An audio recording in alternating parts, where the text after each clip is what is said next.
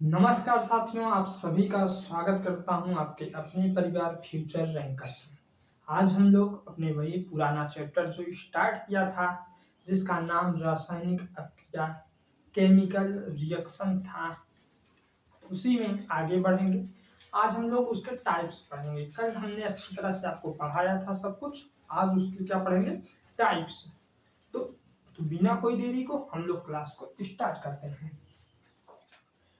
तो हमने आपको पहले चैप्टर क्या था उसका नाम लिखते हैं। चैप्टर चैप्टर केजीएफ 5 रासायनिक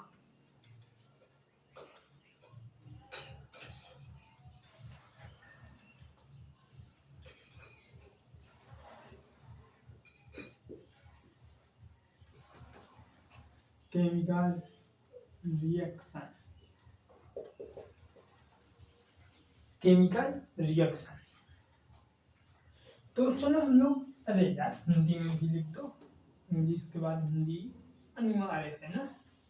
रासायनिक अभिक्रिया। तो आज हम लोग इसी के प्रकार अभिक्रिया के पढ़ेंगे कि कितने प्रकार की रासायनिक अभिक्रिया होती है। तो यहाँ पर हेडिंग क्या बनाएंगे, केमिकल टाइप्स ऑफ, क्या, टाइप्स ऑफ केमिकल रिएक्शन।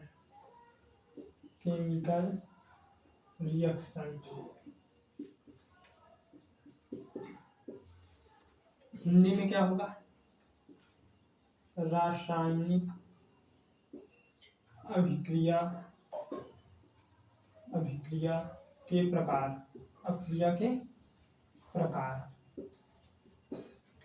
रासायनिक अभिक्रिया के प्रकार। तो आप लोग पढ़े भी होंगे रासायनिक अभिक्रिया के प्रकार। आज हम ये पर रिवीजन हो जाएगा, अगर नहीं पढ़े हैं तो आप पढ़ लेंगे। तो चलो अब देखो, बहुत मजा आने वाला है। तो हमारी पहली रासायनिक अभिक्रिया हो जाता है, आपको पता है, संयोजन अभिक्रिया। इसी को युग्मन अभिक्रिया के नाम से भी जानते हैं। संयोजन अभिक्रिया का मतलब क्या होता है आपको पता होगा, कई लोग को नहीं पता होगा, तो आज पता हो जाएगा। जब दो या दो से अधिक अभिकारक आपस में जुड़ते हैं, एक उत्पाद बनाते हैं, उसी को क्या कहते हैं, संयोजन अभिक्रिया कहते हैं। तो हम लोग इसमें क्या लिखेंगे, इस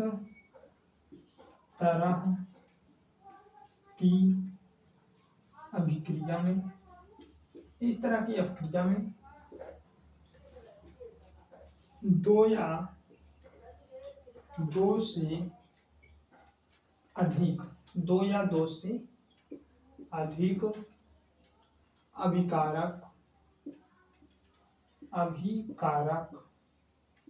आपस में जुड़कर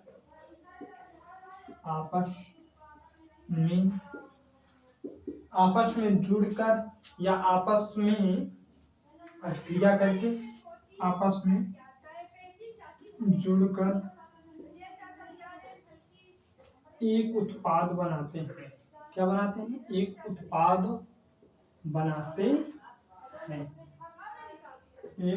बनाते हैं, जिसे क्या कहते हैं, जिसे संयोजन अभिक्रिया कहते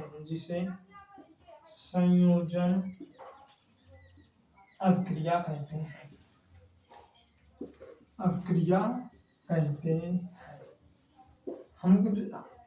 हमारी समझ से आपको समझ में आ गया होगा कि हम क्या इस परिभाषा से सीख पा रहे हैं। इसमें क्या कहा है पहले ये समझिए। इस तरह की अभिक्रिया में दो या दो से अधिक, दो भी हो सकते हैं, दो से अधिक भी अभिकारक हो सकते हैं।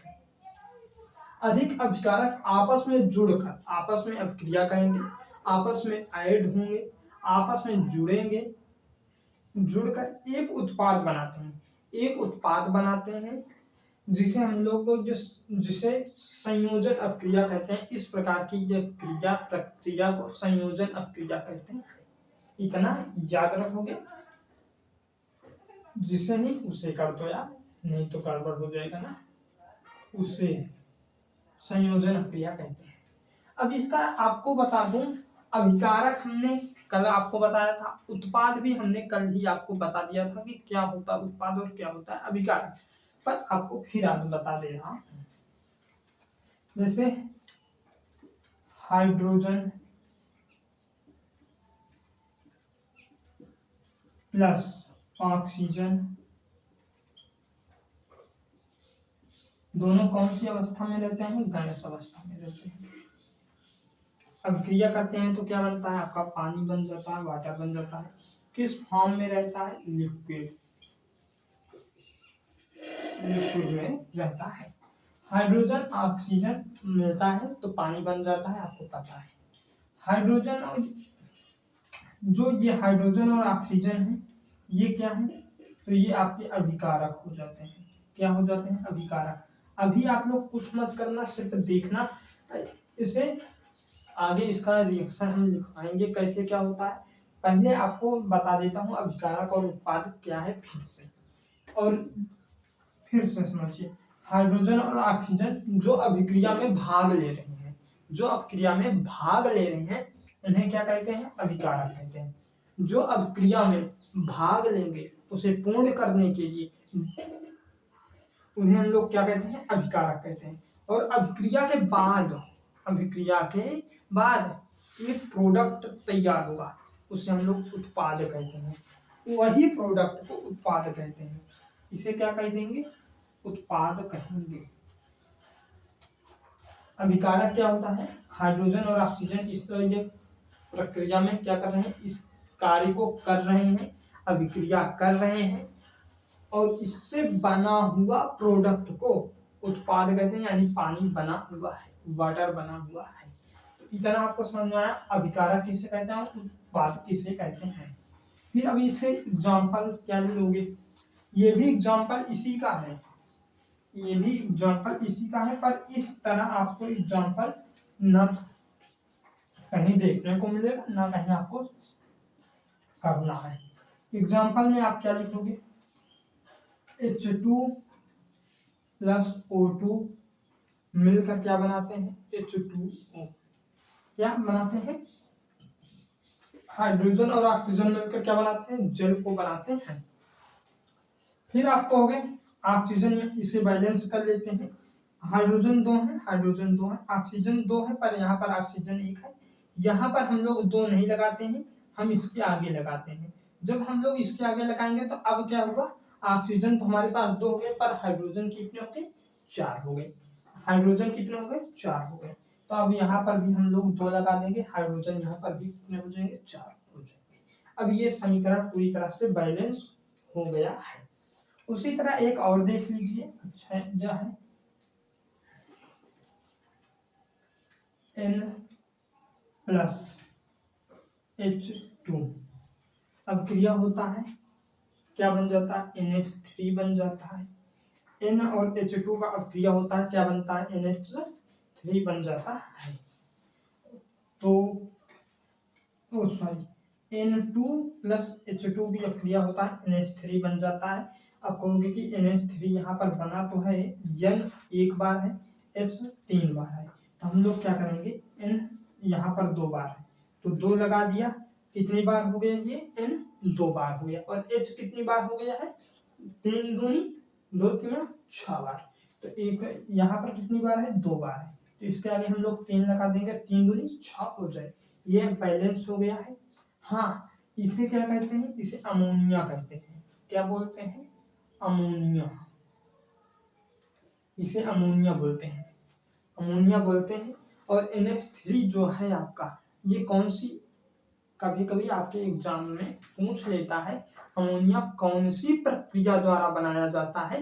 तो एक हेबर नाम के व्यक्ति थे, साइंटिस्ट थे, उन्हीं की प्रक्रिया, जिसे हेबर उन्हीं ने बनाया था, तो उसे हेबर प्रक्रिया कहते हैं। अमोनिया कौन सी प्रक्रिया द्वारा बनाई जाती है? अमोनिया हेबर प्रक्रिया द्वारा बनाई जाती है, याद करके रखना।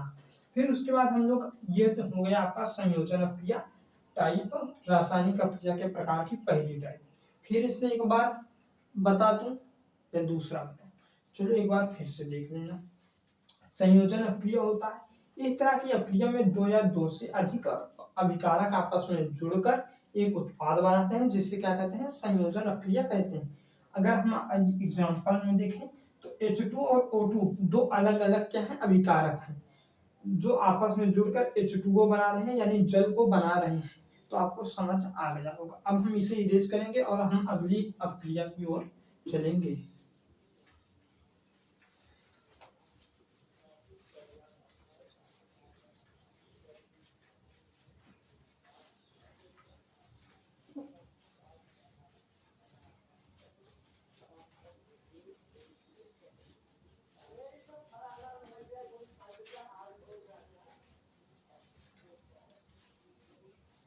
अगर आपको क्लास अच्छी लगे तो चैनल को सब्सक्राइब कर लेना, अपने दोस्तों को भी वीडियो शेयर जरूर कर देना। अब हमारे पास कौन सी अपक्रिया है? तो अब हमारे पास होगी आपकी वियोजन अपक्रिया। कौन सी? वियोजन अपक्रिया। संयोजन पढ़ लिए तो आप एक बार वियोजन अपक्रिया भी देख लीजिए। दूसरी नंबर अपक्रिया, दूसरी वियोजन। वियोजन अपक्रिया को एक और नाम से बुलाते हैं। कौन से नाम से बुलाते हैं? आपको पता है? आपको पता है वियोजन अपक्रिया को एक और नाम से बुलाते हैं। वो नाम क्या है? तो विघटन।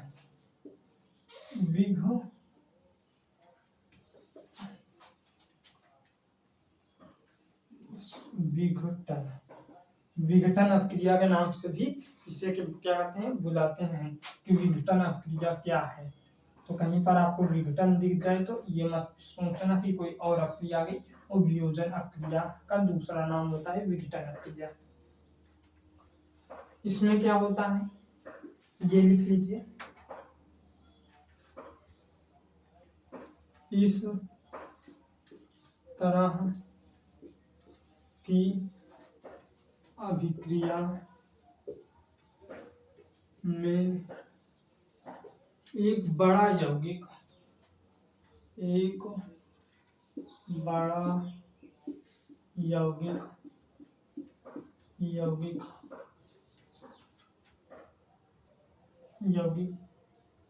क्रिया करके या अभिक्रिया करके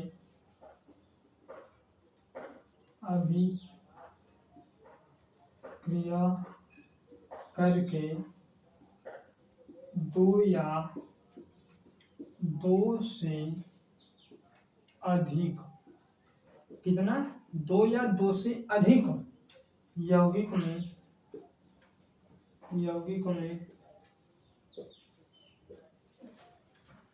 में टूट जाते हैं। क्या करते हैं? टूट जाते हैं।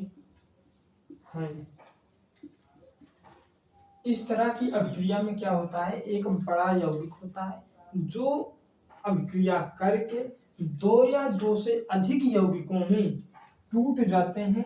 उन्हें हम लोग क्या कहते हैं? उन्हें उसे वियोजन अपक्रिया कहते हैं। क्या कहते हैं? वियोजन अपक्रिया कहते हैं। वियोजन अपक्रिया कहते हैं। वियोजन अपक्रिया कहते हैं। तो इसके लिए एग्जाम्पल आप लोग अच्छी तरह से लिख सकते हैं। तो एग्जाम्पल इसका क्या हो जाएगा? PbNO3 का टाइज टूट जाएगा अलग अलग दो या दो से अधिक यौगिकों में। तो ये कितने में टूटेगा? PbO एक टूट जाता है, एक ये Pb और यहाँ से एक O लेकर ये निकल जाता है। फिर उसके बाद क्या होता है? NO2, यहाँ पर एक दो बचा हुआ है, दो ऑक्सीजन बचा हुआ है, तो ये निकल जाएगा NO2 होकर।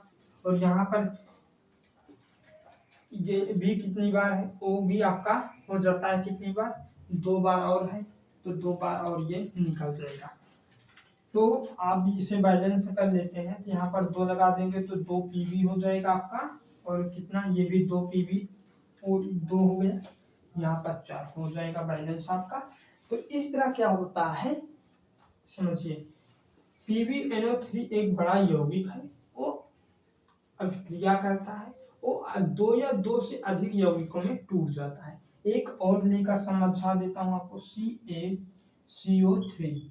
CaCO3 यहाँ से क्या होता है, Ca जो है एक ऑक्सीजन लेकर निकल जाता है, CaO हो जाता है, प्लस यहाँ पर कार्बन O2 यानी CO2 एक अलग रूप में टूट जाता है। तो ये क्या हो गया, ये आपकी विस्थापन सॉरी वियोजन अक्रिया विघटन अक्रिया के एग्जाम्पल हो गए अच्छी तरह से। अब इसके बाद आ जाता है वियोजन अक्रिया के टाइप, यानी वियोजन अक्रिया के प्रकार। अब उसे हम लोग देखते हैं, तो इसे करेंगे इमेज, फिर उसके बाद हम लोग वियोजन अक्रिया के टाइप से देखेंगे, प्रकार देखेंगे। तो आपको ये समझ में आया या नहीं आया कमेंट करके बताना, और उसके बाद हम लोग अब आगे चलते हैं।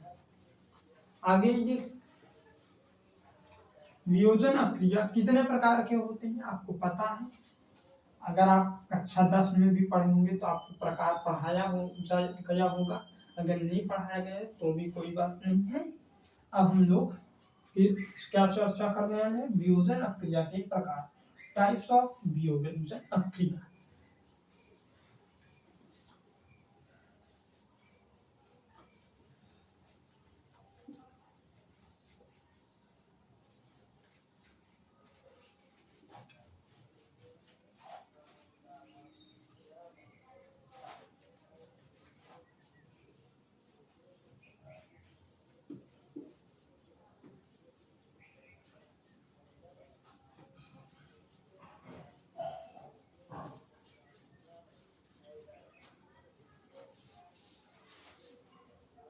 यहाँ पर क्या हो जाएगा, वियोजन अक्रिया अभिक्रिया के प्रकार वियोजन अक्रिया कितने प्रकार के होती है पहले ये समझ लीजिए। वियोजन अक्रिया अभिक्रिया, अभिक्रिया को क्रिया लिखा जा रहा है, अभिक्रिया 3 प्रकार की होती है, 3 प्रकार की होती है।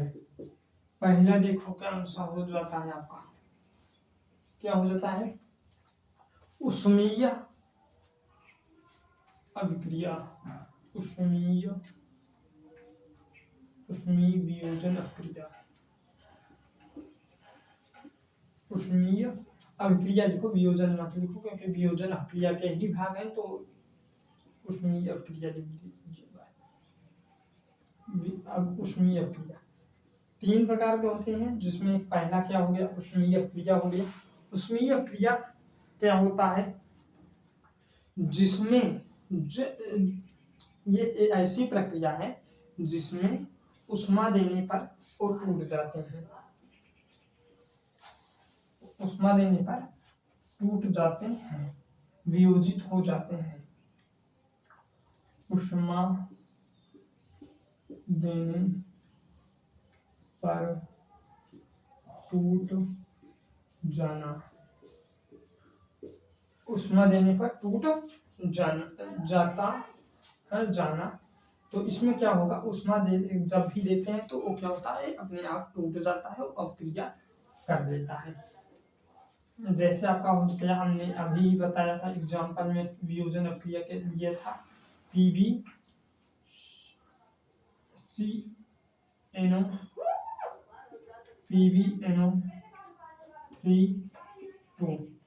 किस तरह टूटा था, एक PbO बना था, प्लस का NO2 बन गया था, प्लस का क्या बना था, O2 बन गया था।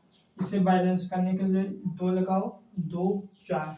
अगर आप लोग नहीं जानते हैं बैलेंस कैसे करते हैं तो जाकर अगली वाली क्लास को जरूर देख लेना, उसमें हमने 0 से समझाया है।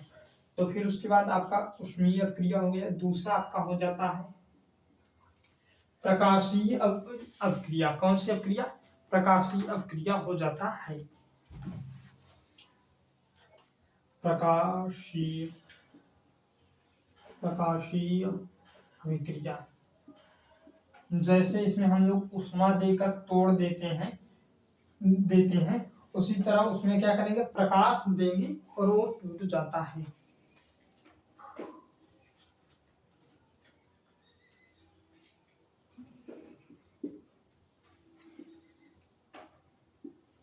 क्या इसमें हमने क्या बताया, प्रकाश के कारण टूट जाना। जब प्रकाश हम लोग देंगे तो क्या हो जाएगा, टूट जाएगा। इसके लिए कौन सा एग्जांपल बेहतरीन हो जाता है, देख लीजिए एग्जांपल इसके लिए क्या हो जाता है, AgCl। अब इसको हम लोग जब प्रकाश देंगे ना तो ये सिल्वर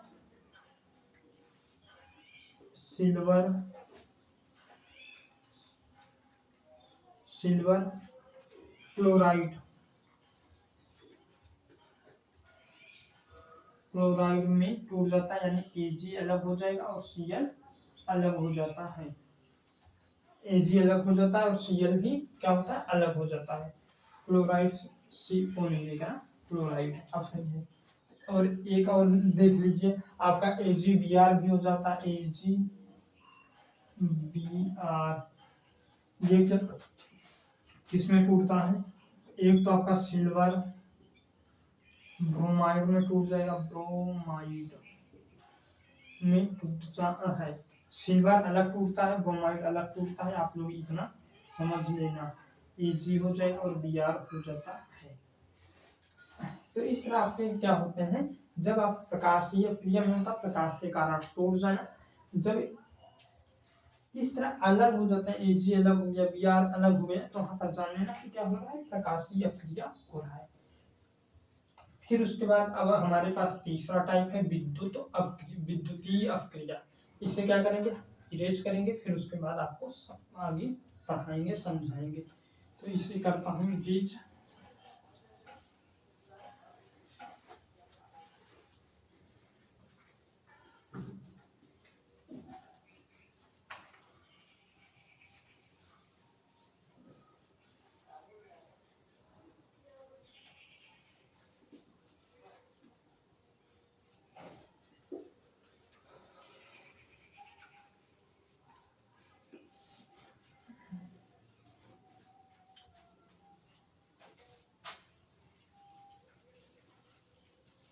क्या हो जाएगा, तीसरा वाला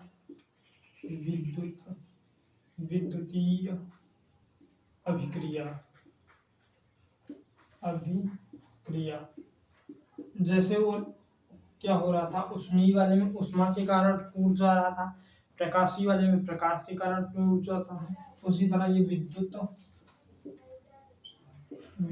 के कारण टूट जाना। विद्युत के कारण क्या होता है, टूट जाता है। विद्युत के कारण क्या टूट जाता है, जैसे H2O ले लीजिए आप लोग, H2O ले लिया। अब इसे क्या किया, विद्युत पानी में विद्युत प्रवाह कर देते हैं, क्या करते हैं, विद्युत ले लिया। अब विद्युत ले लिया तो क्या होगा, एक H2 टूटेगा और प्लस का O2 भी टूट जाता है। एक H2 भी टूटता है और एक O2 भी टूट जाता है। कभी कभी आपके एग्जाम में पूछ लेता है कि H2 कहाँ पर मिलेगा और टूटने के बाद, और O2 कहाँ पर। तो H2 हमेशा कैथोड पर मिलता है। कहाँ पर मिलता है, कैथोड पर। जब सेल पढ़ाएंगे ना तो इसके बारे में हम लोग चर्चा करेंगे। एनोड और O2 जो होता है एनोड पर, ये H2 कैथोड पर मिलता है, O2 एनोड पर मिलता है। इतना याद रखोगे, बिल्कुल याद रखोगे। चलो आज के लिए बस इतना ही, मिलता हूँ कल की क्लास में। जय हिंद दोस्तों, जय भारत माता।